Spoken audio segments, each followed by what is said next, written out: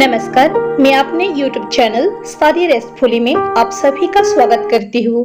The martyrs corner RK. Narayan द्वारा लिखित एक लघु कहानी है जो एक खाद्य विक्रेता रमा के फलते फूलते व्यापार को दर्शाती है और एक राजनीतिक दंगे के कारण उसके व्यापार पर पड़ने वाले नकारात्मक प्रभाव को प्रस्तुत करती है। कहानी रामा की स्थापना से शुरू होती है, जो एक अस्थायी स्टॉल है जिसे वह मार्केट रोड पर एक महत्वपूर्ण मोड़ पर लगाता है। हर शाम 8 से 10 बजे के बीच वह स्टॉल लगाता है और अपना सामान बेचता है और फिर 10 रुपये कमाकर चला जाता है। प्रति माह 300 रुपये, जिसे अर्जित करने के लिए उस समय के स्नातकों को भी संघर्ष करना पड़ता था। इस बात ने कुछ लोगों को रामा की कमाई पर लापरवाही से टिप्पणी करने के लिए प्रेरित किया, लेकिन वे यह देखने में असफल रहे कि रामा पूरे दिन कितनी मेहनत करता था। शाम को 8:15 पर रामा अपने ऊपर इतना भार लेकर समय पर पहुंचते हैं कि ऐसा लगता है जैसे उनकी 4 भुजाएं हो। जब वह अपना प्रदर्शन करता है जिसमें अधिकतर नाश्ते की विविधता होती है, तो कोई भी भोजन पर लालसा भरी नजर डाले बिना वहां से नहीं गुजर सकता। कहानी में उनके स्टॉल के स्थान को महत्व दिया गया है, जो उनके व्यवसाय की सफलता का केंद्र है। हालांकि यह सीधे सिनेमा जाने वाली भीड़ की कतार में एक सुंदर स्थान पर स्थित है।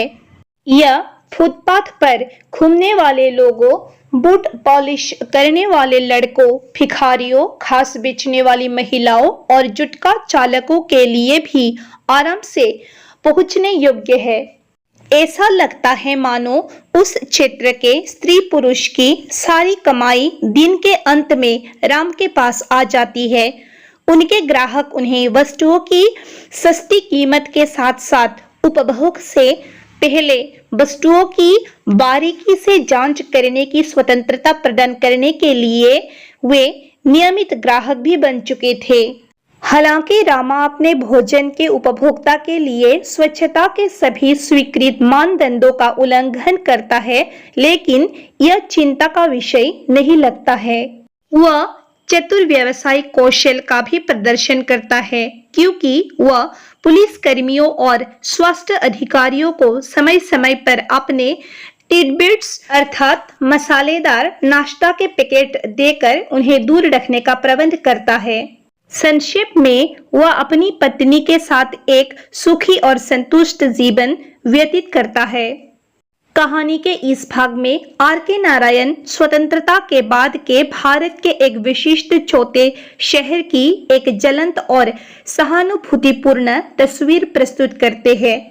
कहानी के शेष भाग में रामा का नियमित जीवन किसी ऐसी चीज से बदल जाता है जिसकी उसे आशा नहीं थी। एक शाम रामा अपने सामान्य स्थान पर पहुंचता है और पाता है कि 2 गुटों के बीच लड़ाई हो रही है। यह एक राजनीतिक लड़ाई है जो जल्द ही सभी के लिए मुफ्त में बदल जाती है, क्योंकि चाकू लहराए जाते हैं, सोडा की बोतलें को मिसाइल के रूप में इस्तेमाल किया जाता है और दुकानें लूट ली जाती है। पुलिस ने शुरू में स्थिति को नियंत्रित करने की कोशिश की, लेकिन अंततः गोलीबारी शुरू कर दी, जिसके परिणाम स्वरूप लोग हताहत हुए। जब अगले दिन रामा को कुछ दूरी पर अपना स्टॉल लगाने के लिए मजबूर किया जाता है, तो उसे कम से कम उम्मीद होती है कि आगे इससे भी बुरा होगा।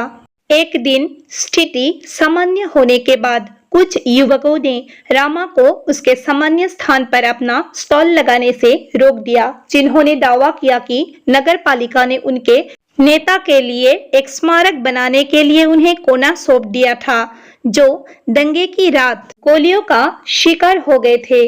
सड़क से 200 गज नीचे जाने के लिए मजबूर होकर रामा अपने सामान्य ग्राहकों से दूर चला जाता है।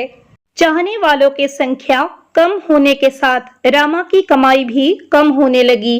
फिर आखिरकार एक रात उसने अपनी पत्नी से कहा कि उनका व्यवसाय अब समाप्त हो गया है। वह एक रेस्तोरां में वेटर की नौकरी करता है और कभी-कभी उस समय को याद करके संतुष्टि प्राप्त करता है जब वह भी एक होटल का मालिक था। With this summary, today's video ends. Thank you everyone for staying connected.